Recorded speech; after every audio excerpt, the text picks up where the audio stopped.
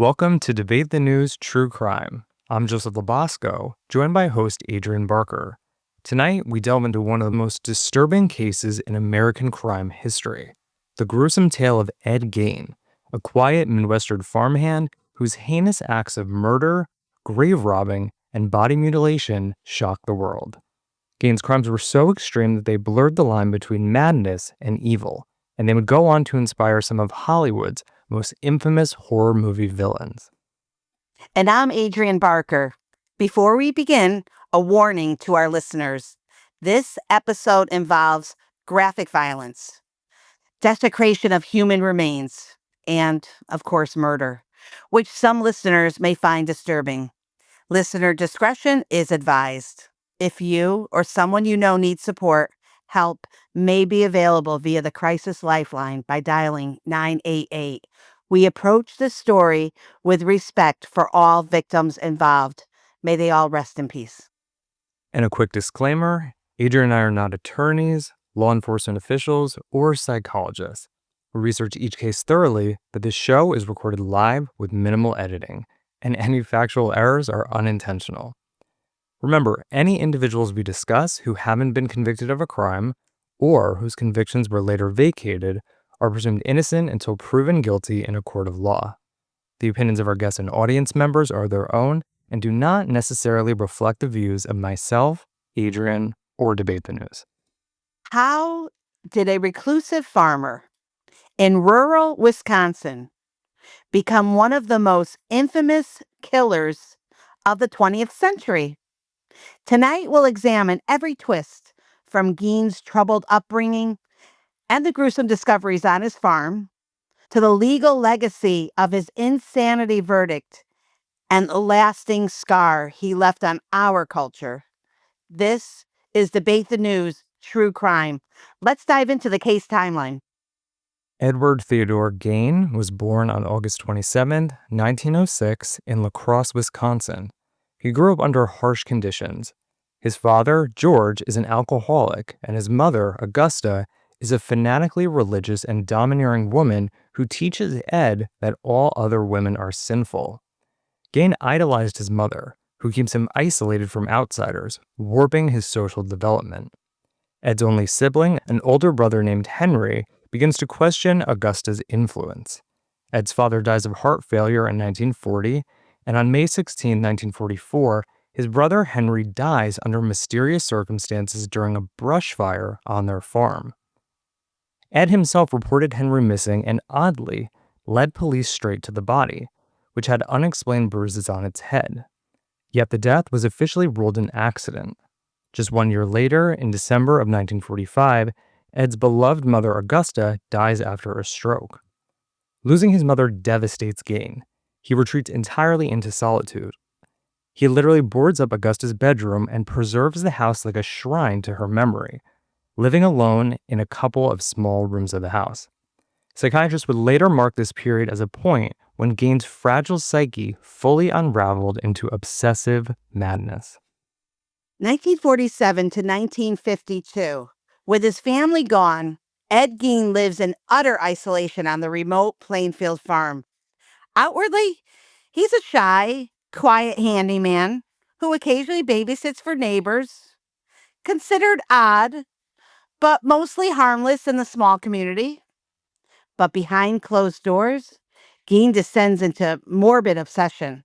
He becomes fixated on anatomy textbooks, pulp horror magazines, and the idea of resurrecting his mother. Sometime around 1947, Gein begins visiting local cemeteries at night.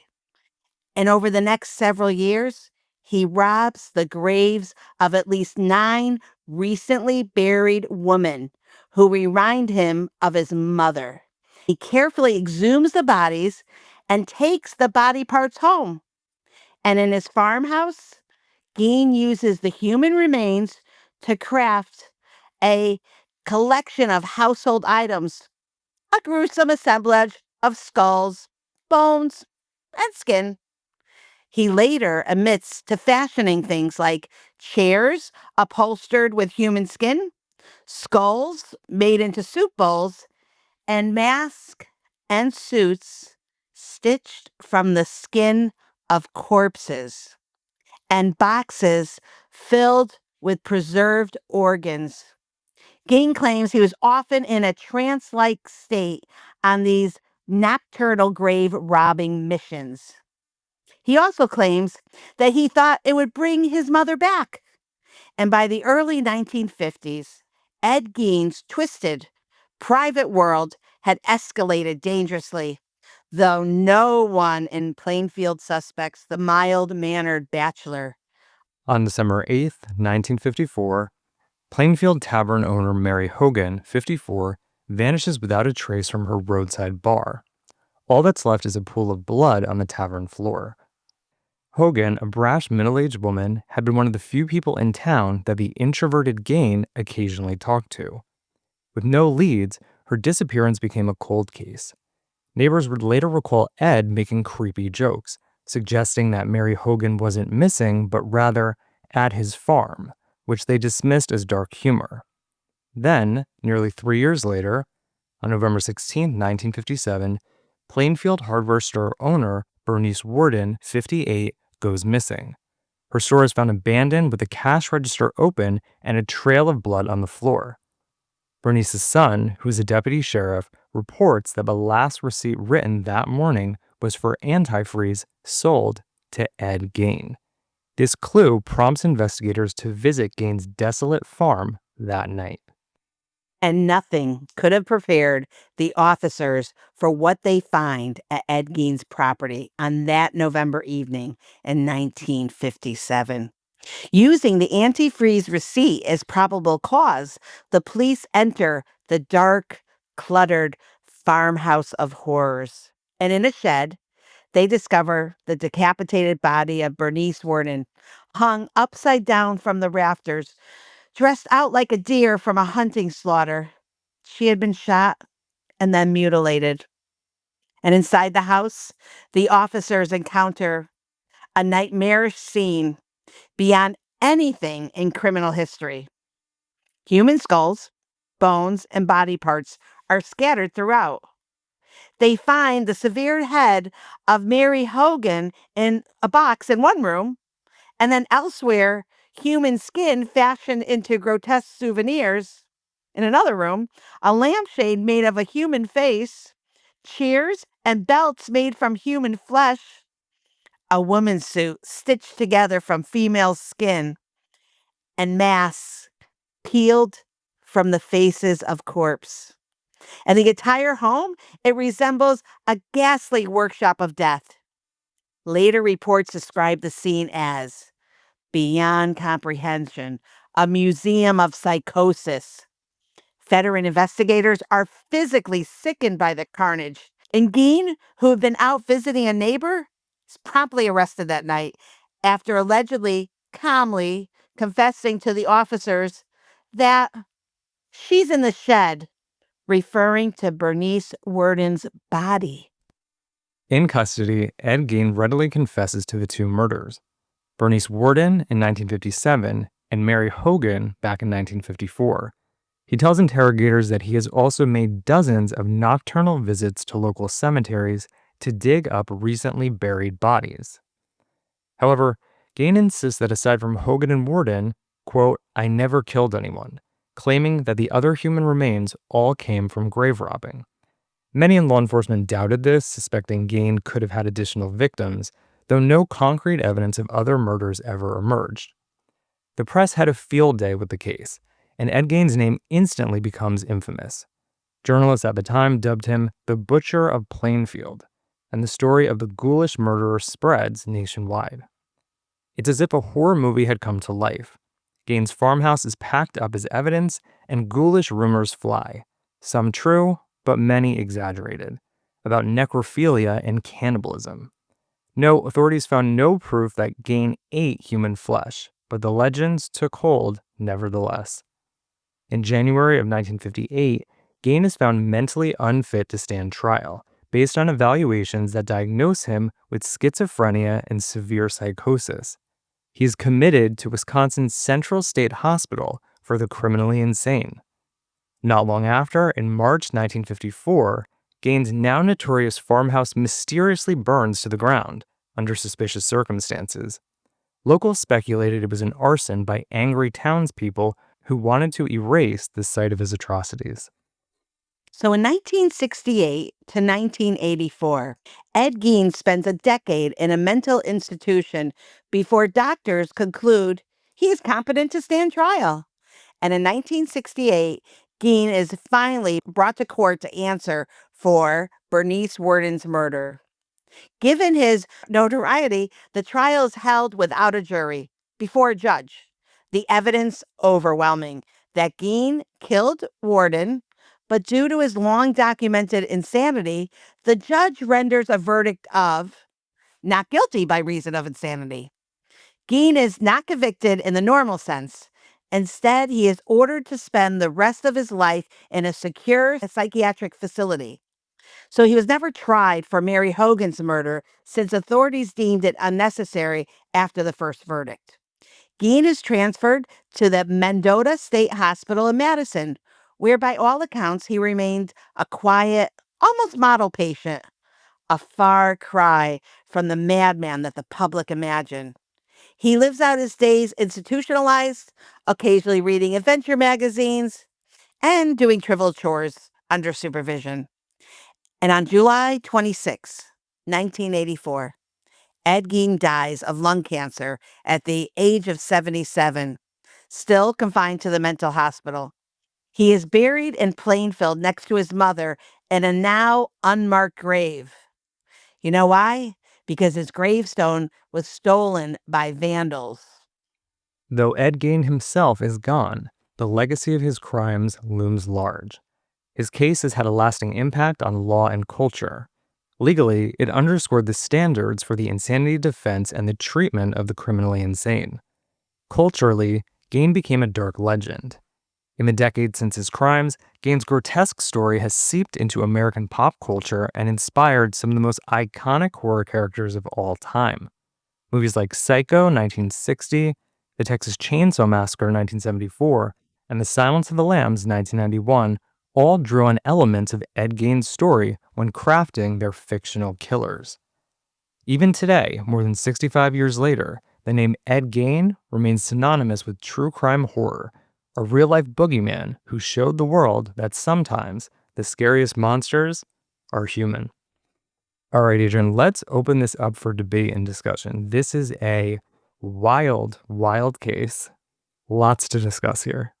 I see Angie's hand up. Angie, take the mic.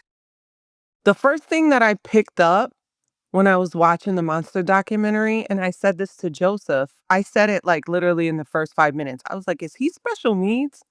Like, I can see that something was not mentally right with him in the beginning. And I think that with his mother dying, his father leaving, if he already had untreated mental illness and he was special needs and he was left on his own, I could see how the doctors, the psychiatrists, and the judge labeled him clinically insane and him having to do the rest of his life in a mental institution. I don't think he was healthy mentally. There are some serial killers that we dissect that have untreated mental illness, but other parts of their brain, they're incredibly smart.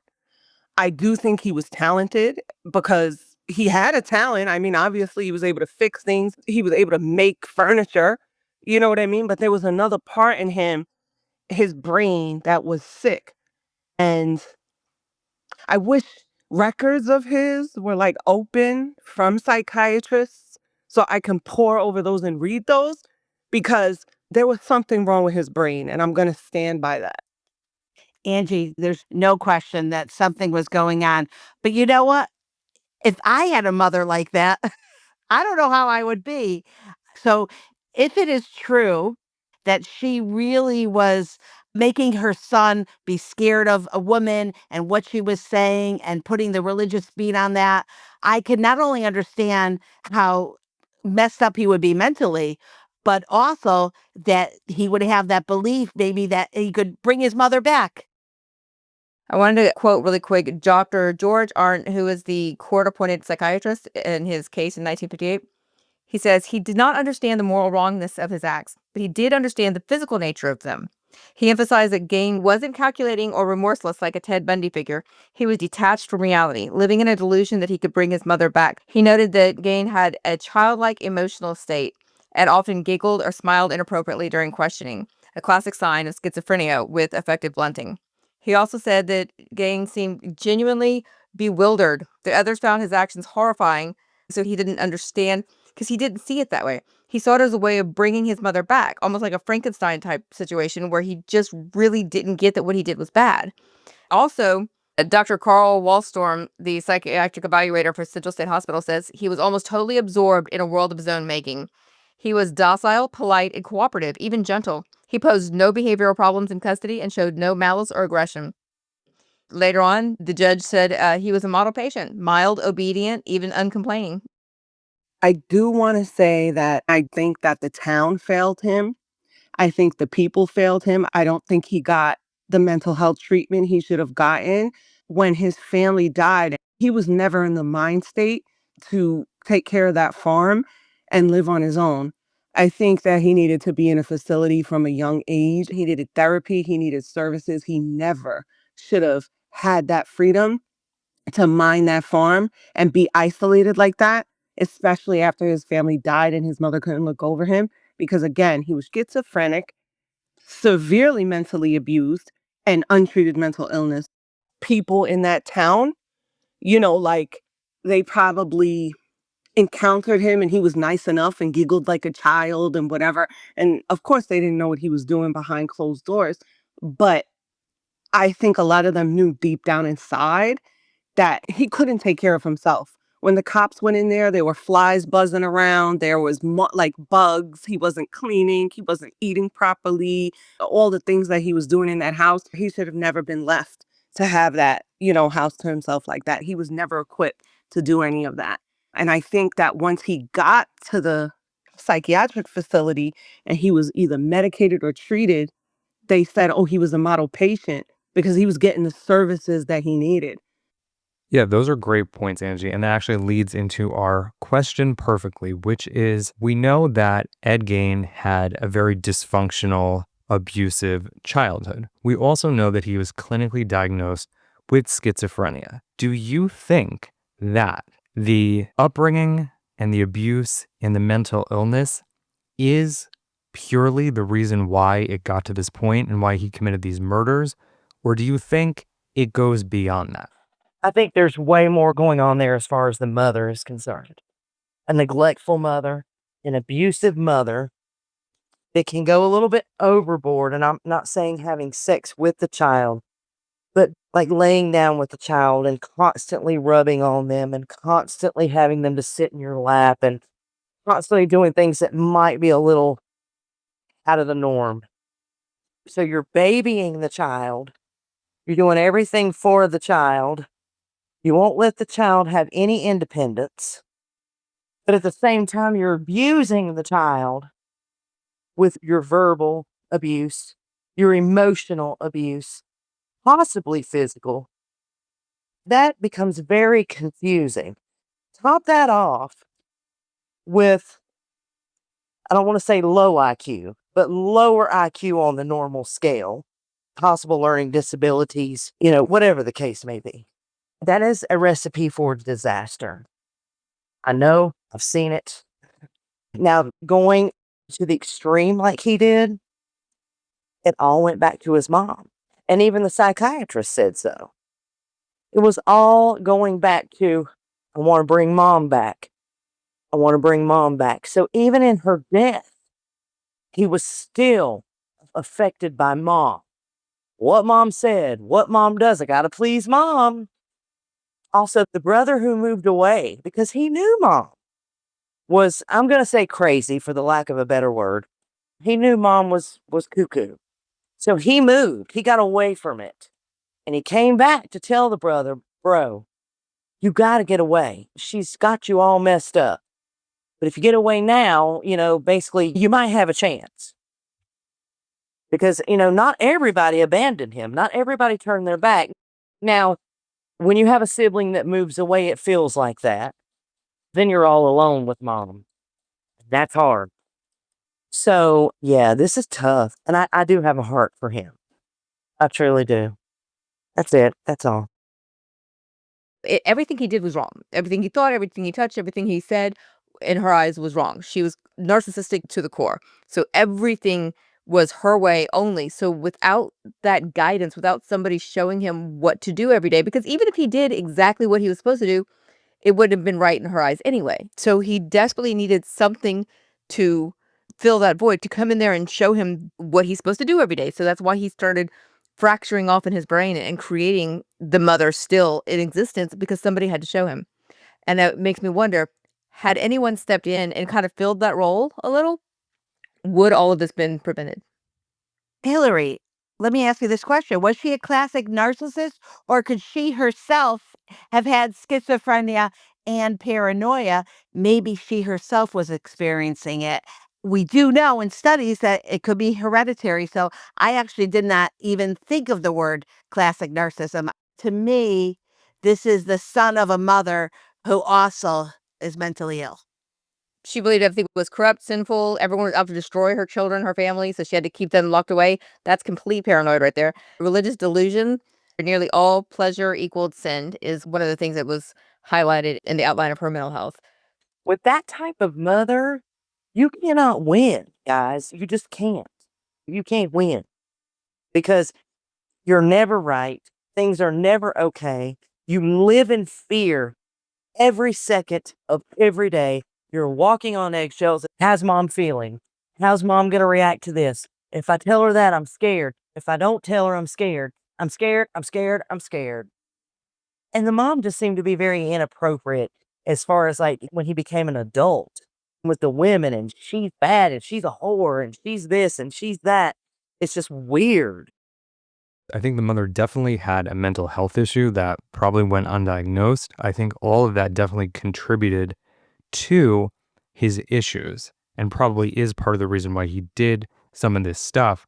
My problem, though, is that these crimes took a certain level of consistent planning. He dug up these graves, he brought the bodies back to his house, he made furniture out of them, he committed the murders, he kept those concealed for a while. So to me, that indicates that there's some level of awareness that what he's doing is wrong. And it's not just he's in this psychotic stupor where he doesn't know what he's doing, because he would go into town and interact with other people normally enough that no one suspected him. When he went over to his neighbor's house to have dinner with them, which is something that he did, when they asked, "What did you do last night?" he knew not to say, "I dug up a grave and then made a lampshade out of someone and I killed someone a year ago." So to me, there's a calculatedness and an awareness there. Usually people who are schizophrenic, who are untreated, have a paranoia about them. So when he was untreated, there was a voice in him telling him to do bad things to his mother. So again, we don't know what voice was being tapped in when he was doing these things.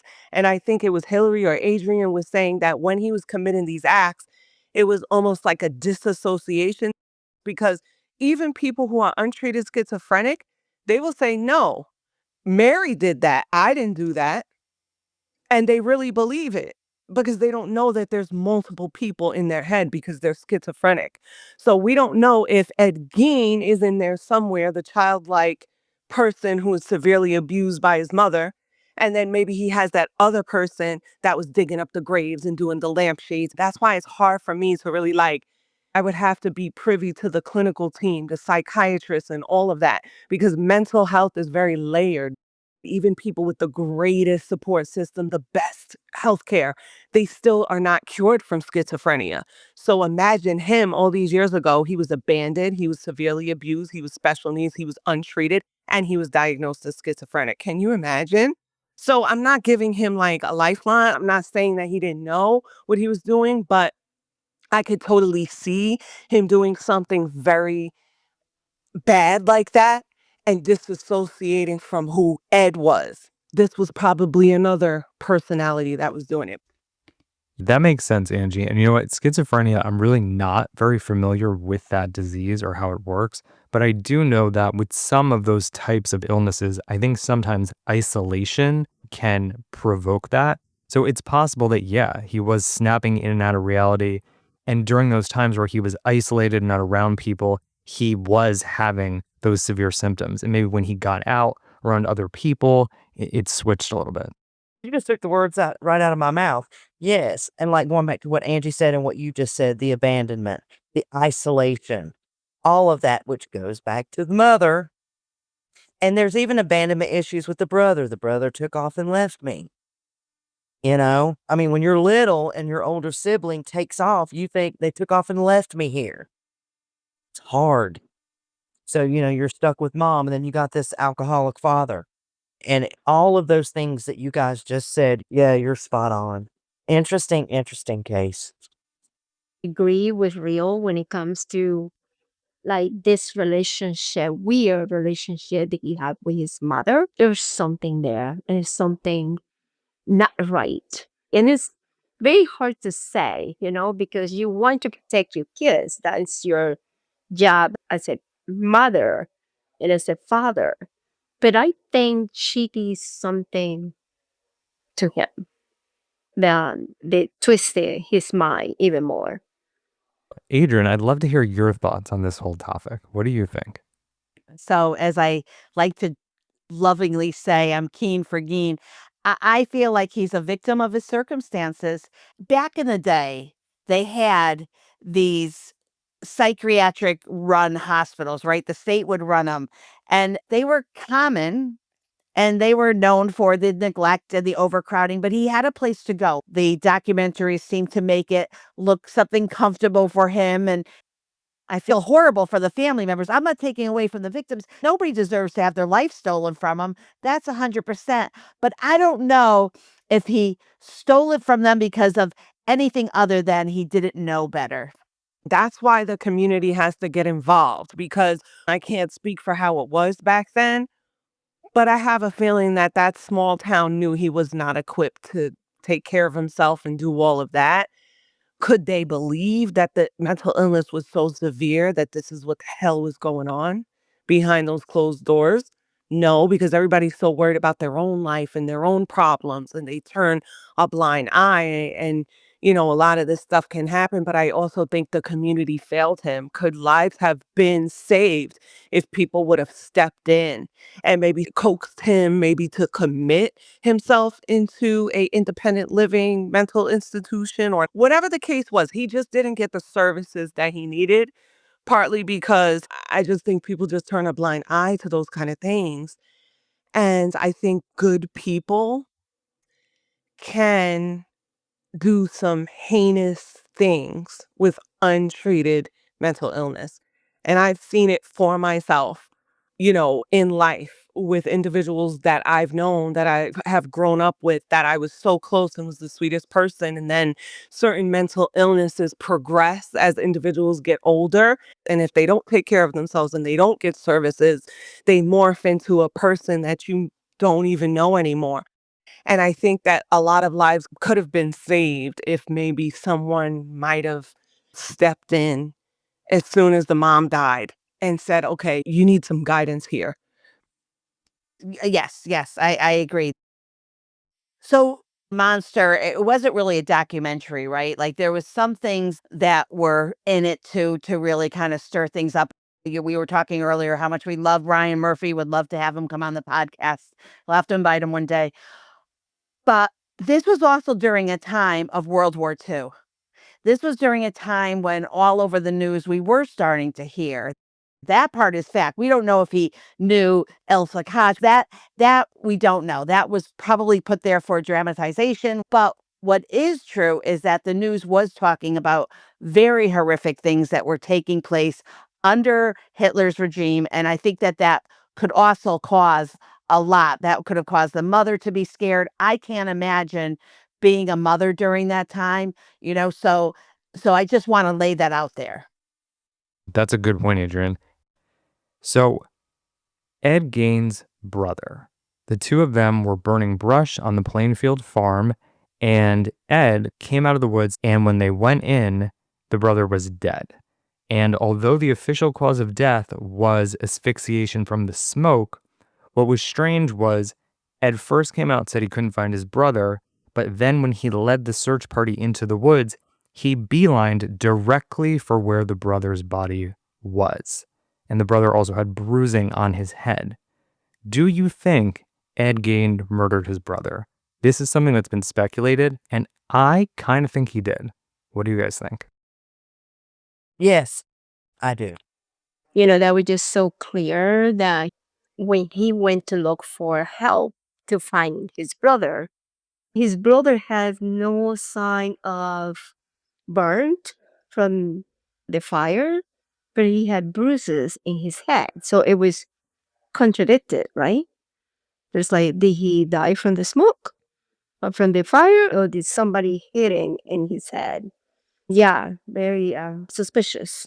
So in my opinion, he did, and he just wanted someone to find him. Joseph, you know what my answer is? I truly don't know. I kind of almost have a who cares? You know what? At the end of the day, who cares? I think that what's more important is the fact that this young troubled man literally did not know right from wrong, nor was he really taught it. We'll agree to disagree on that one, Adrian. I think it's very possible that Ed Gein may have been a little bit more aware of what he was doing and maybe a little bit sneakier than we give him credit for. But the mental illness, I agree, played a huge role in that.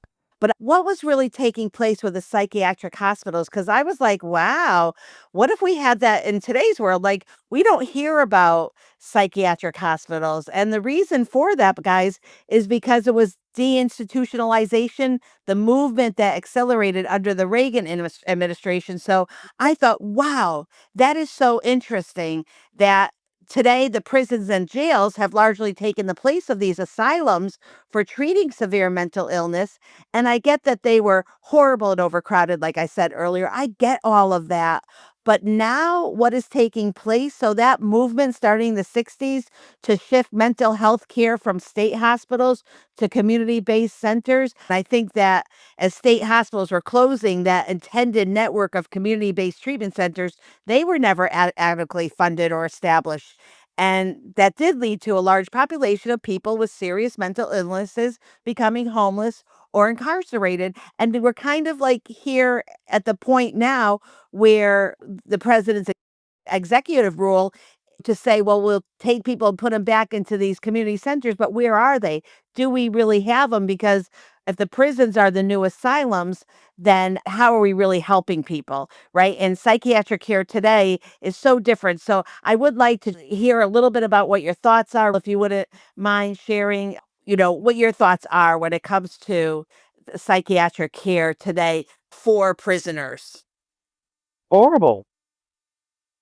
That's my thoughts. Horrible. There is none during the Reagan era. And then again, when I was working in 2005, 2006, funding was cut again. So what few long-term treatment facilities we had left, such as Broughton, I can think of Broughton Hospital, Dorothea Dix, shut down. The funding was taken again. So without the long-term treatment care, we have a mess in our prison system. And, our prison system claims to rehabilitate people, but they don't. The classes that the prisoners take, yeah, okay, they take classes and they have some therapy, but it's not what one would get in a treatment facility. There's no funding for it, number one, and nobody wants to work in those facilities anymore. It's a very dangerous job. I worked in a lockdown treatment facility in the late 90s, early 2000s for teenagers with severe behavior problems, and I got my neck fractured. So people just didn't want to work anymore for many reasons. But yeah, it's a mess. It's a mess, and mental illness is at an all-time high. And of course, we have the major drug problem going on as well that is exacerbating mental illness, which that doesn't help. So a lot of your prisoners are in there for drug-related crimes. They're not getting help. They're not getting help. They're getting released. And I know a guy that was released. He did 21 years. And he was supposed to go to the halfway house, which he did, but he was there for 3 days. 3 days. And then the family went and picked him up. 3 days. And now he's back in prison. So, yeah. I mean, it's a mess. I don't know what else to say. I don't know what the answer is. I'm sorry. Wish I did. No, we could debate that for hours. So thank you, Real. Just wanted to hear from you, and I'd love to see some changes.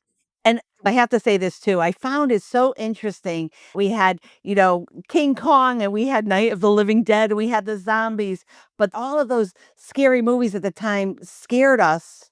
But yet the scariest is the human being doing exactly what Ed Gein does.